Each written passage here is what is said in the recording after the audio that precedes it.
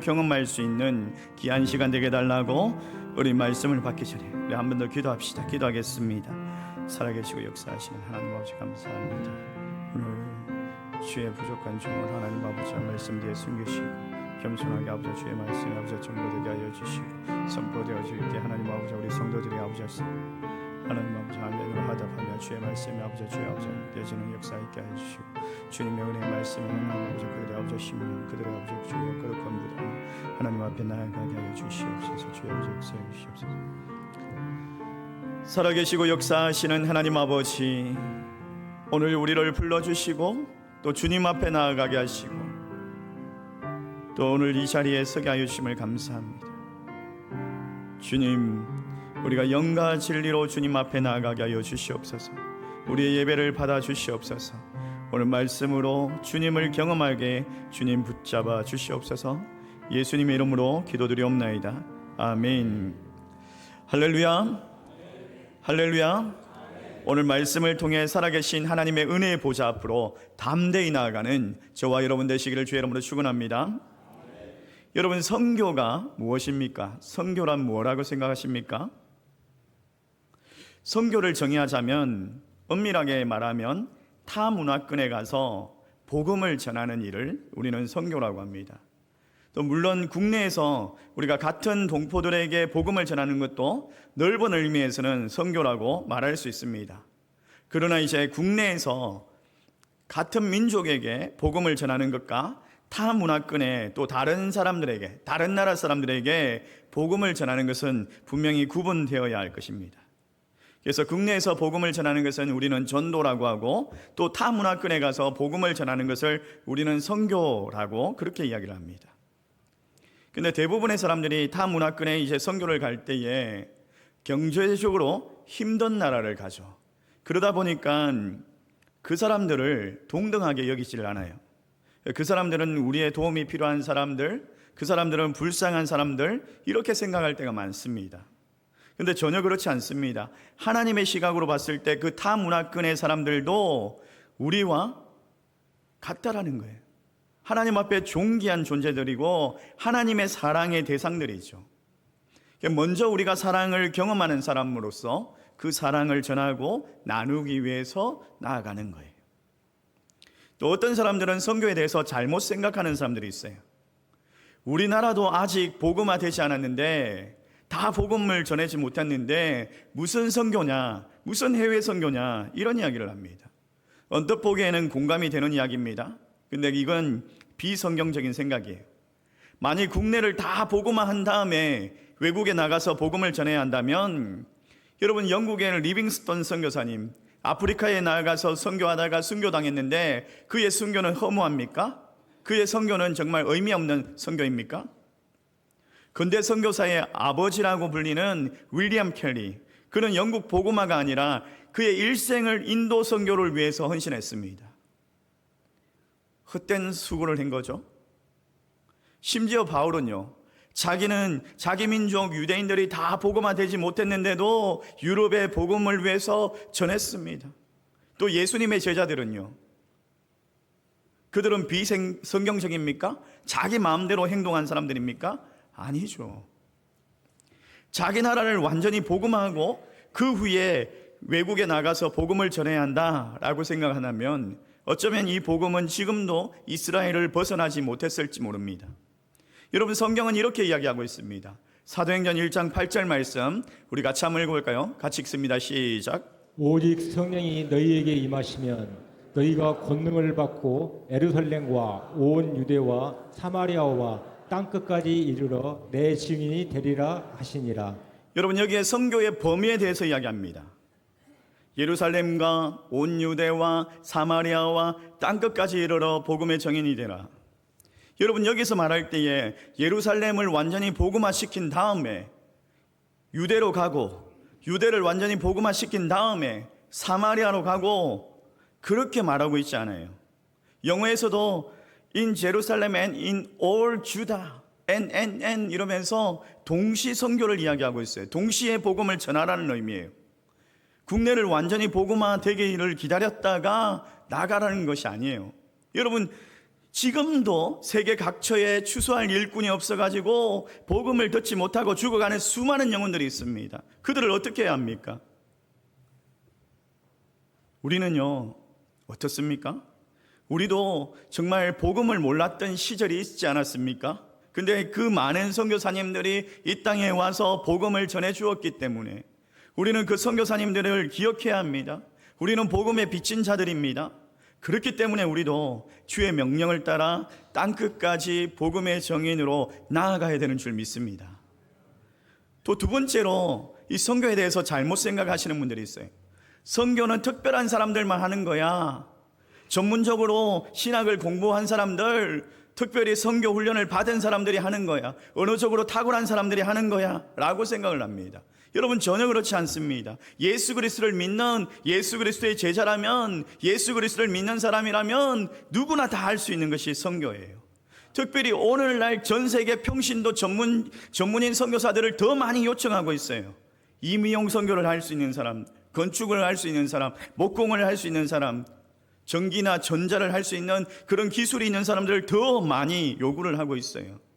설령 그런 기술이 없더라 해도 여러분, 선교를 다 할 수 있습니다. 언어적으로 탁월하지 못해도요, 우리 공통 언어가 있지 않습니까? 세계 바디랭귀지 다 알아듣잖아요. 그냥 막 이렇게 하다 보면 다 알아들어요.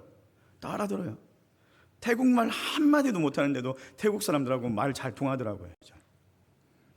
여러분, 단기 선교를 가보면요, 짐 들어주는 사람도 필요해요. 절실하게 필요합니다. 절실하게.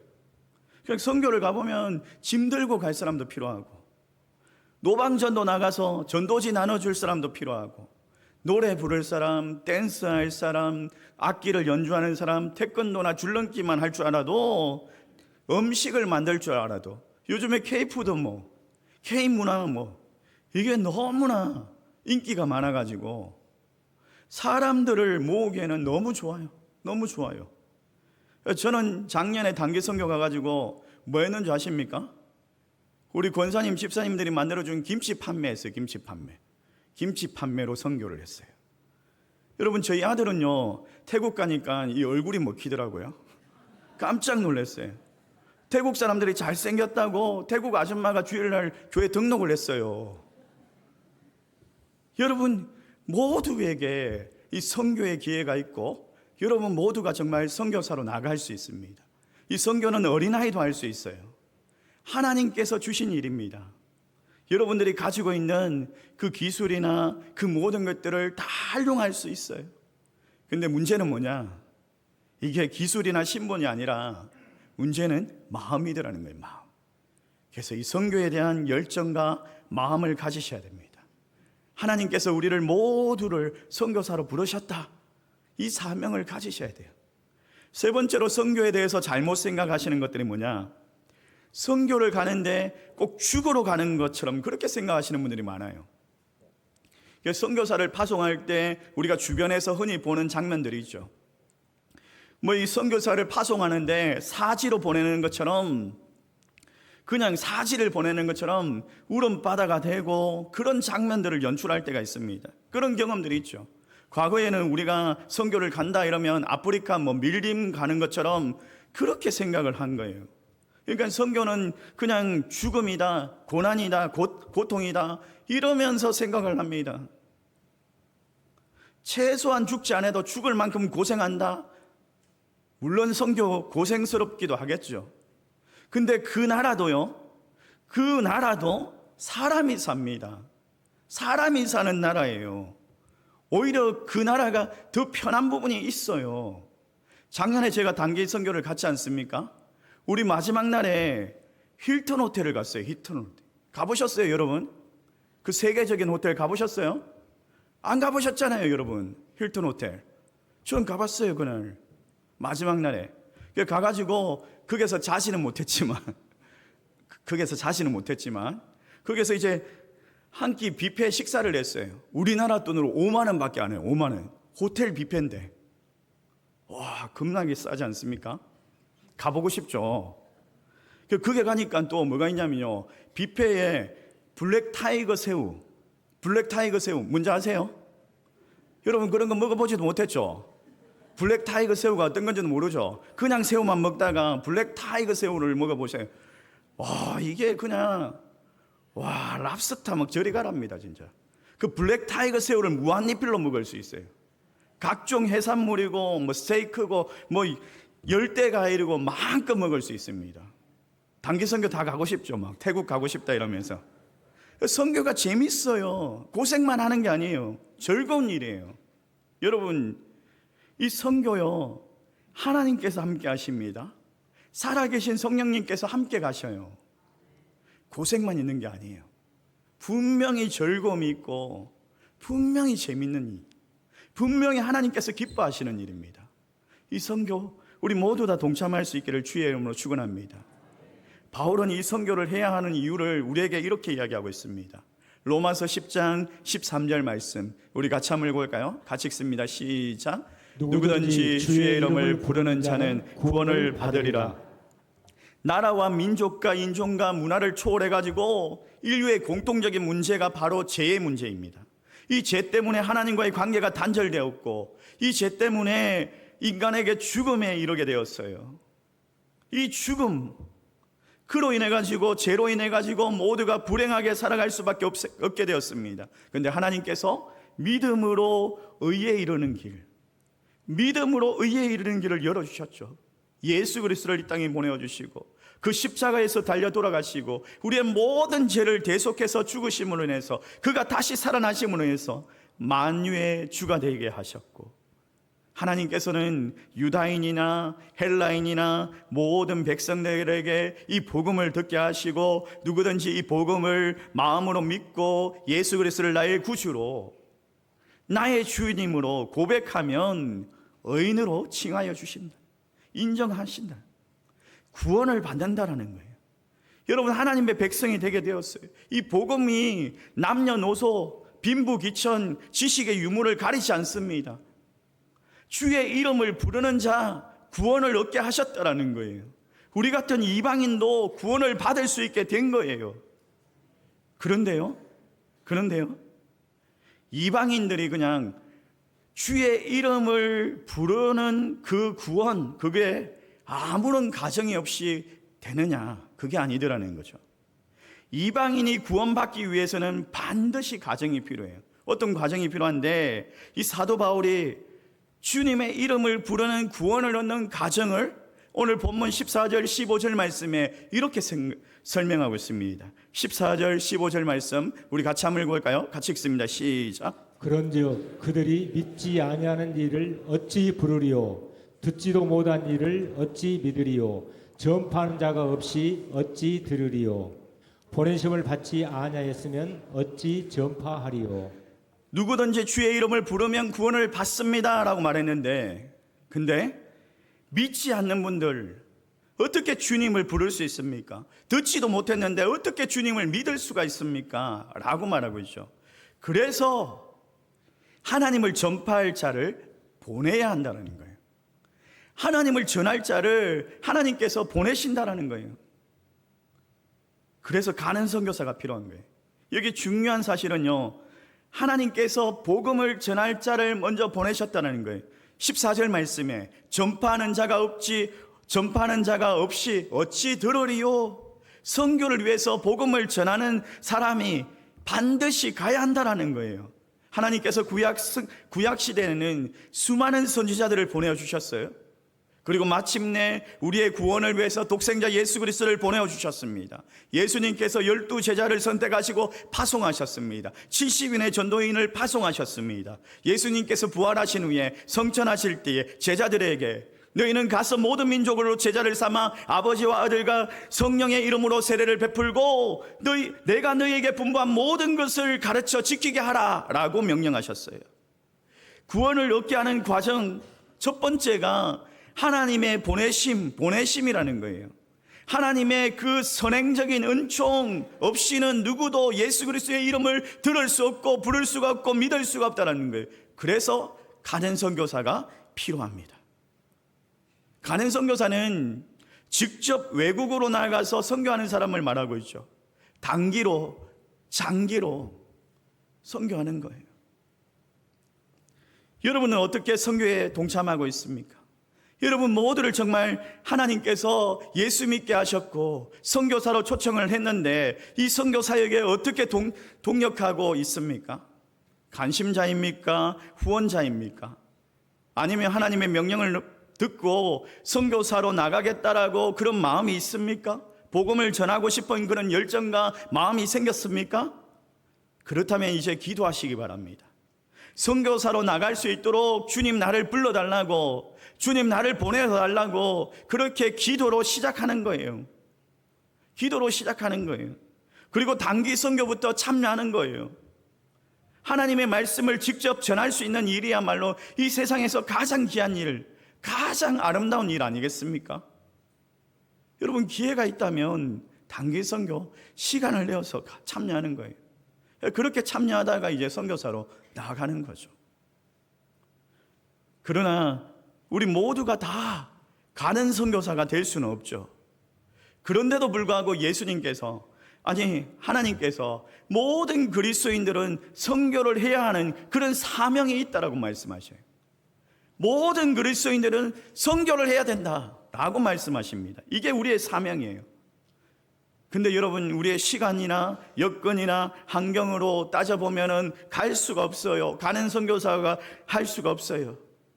그때는 지금은 하나님의 때가 아닐 수 있구나라고 생각을 하셔야 되겠죠. 계속 기도하시면서 가고 싶은데 하나님 때를 열어달라고 기도해야 되겠죠. 그때는 보내는 선교사가 되어야 해요. 하나님의 명령이기 때문에 선교에 동력하기 위해서 보내는 선교사가 되어야 합니다. 근데 보내는 선교사라고 이야기를 하면 단순하게 그냥 선교 후원한 것만 하는 사람으로 생각하는데 착각하지 마십시오. 선교 후원한 것만 하고 끝내는 게 아니에요. 세계 선교 복음화를 위해서 진정한 섬김이 있는 거예요. 그게 보내는 선교사예요.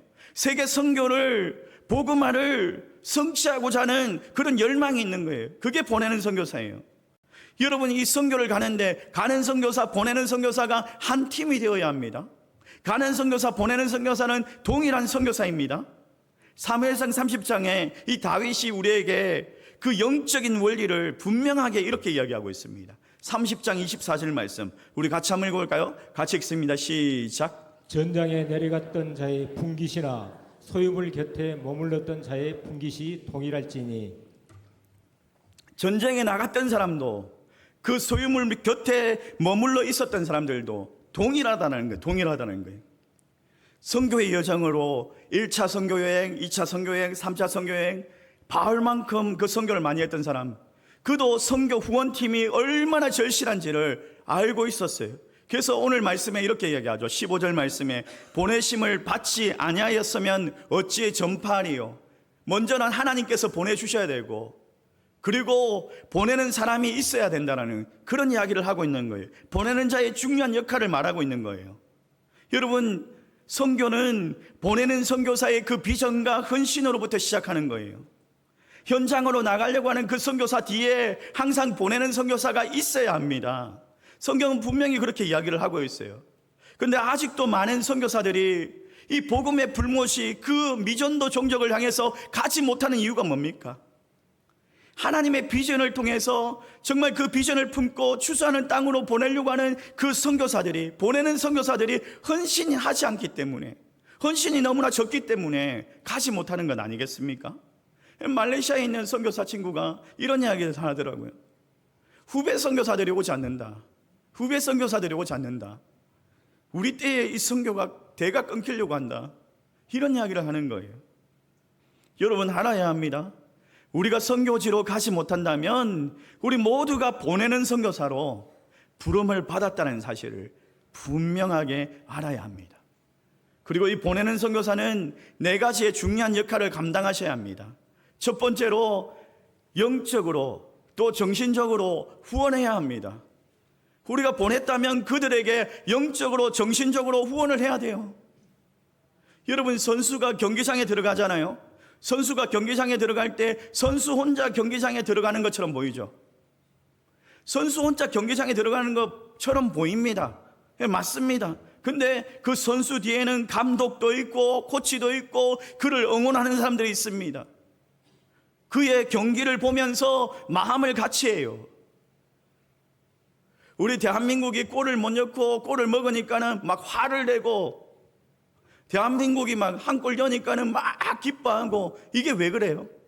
같이 마음을 같이 하는 거예요. 정신적으로 영적으로 후원하는 거예요. 이게 보내는 선교사가 해야 할 역할인 거예요.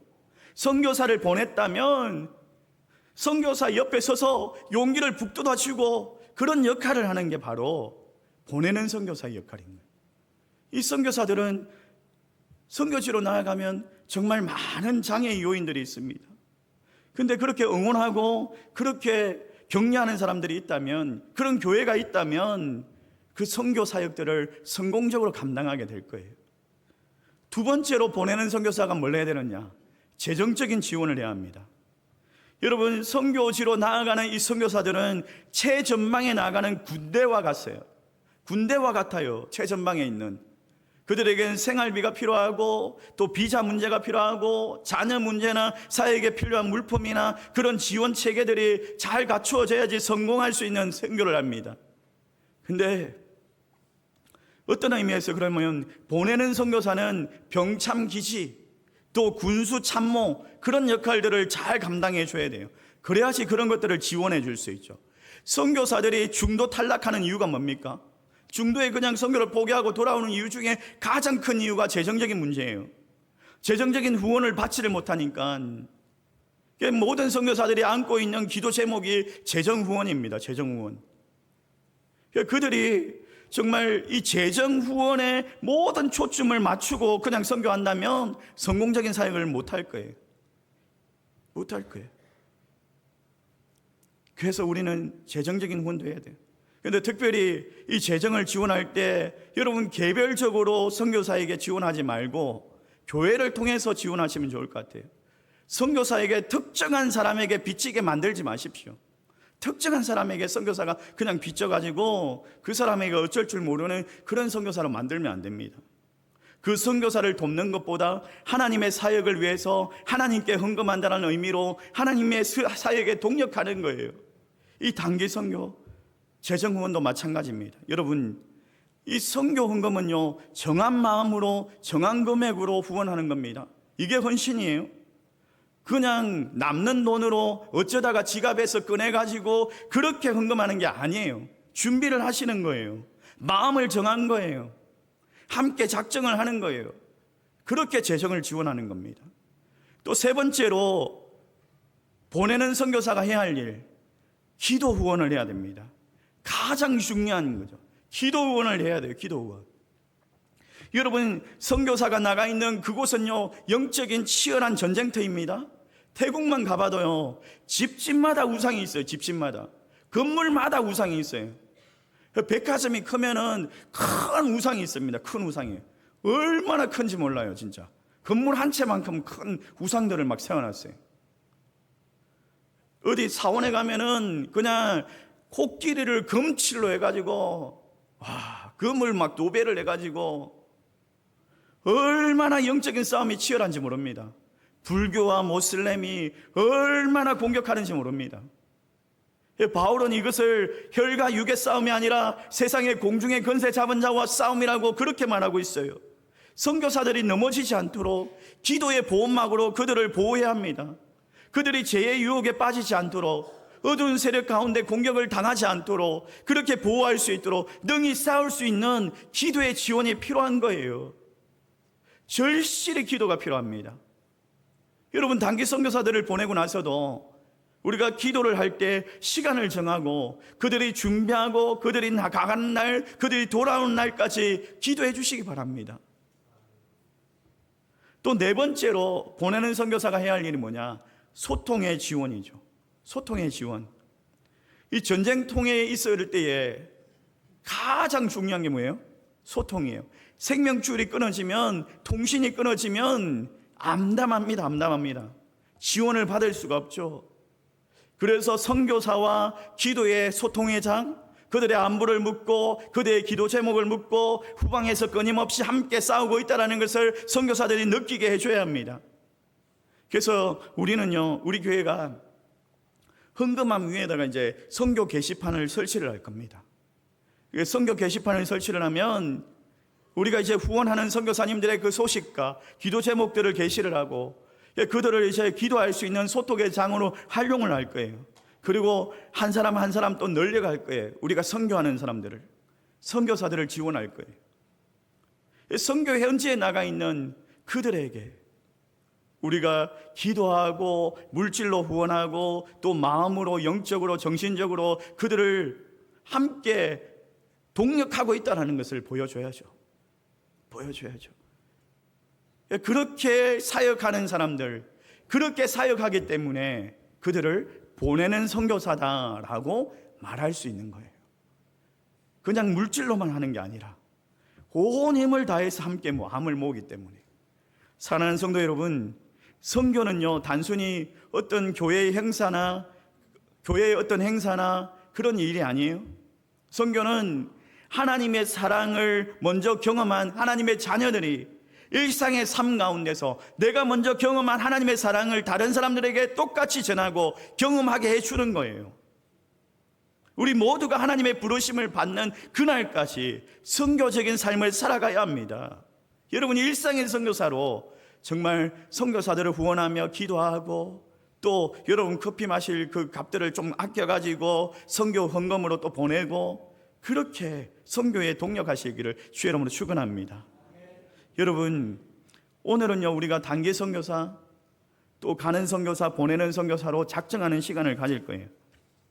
여러분, 기도로 재정으로 또 소통으로 후원하는 그런 보내는 선교사든 가는 선교사든 우리 모두가 하나님 앞에서 그 부름에 응답할 수 있기를 주의 이름으로 축원합니다. 우리 말씀을 생각하면서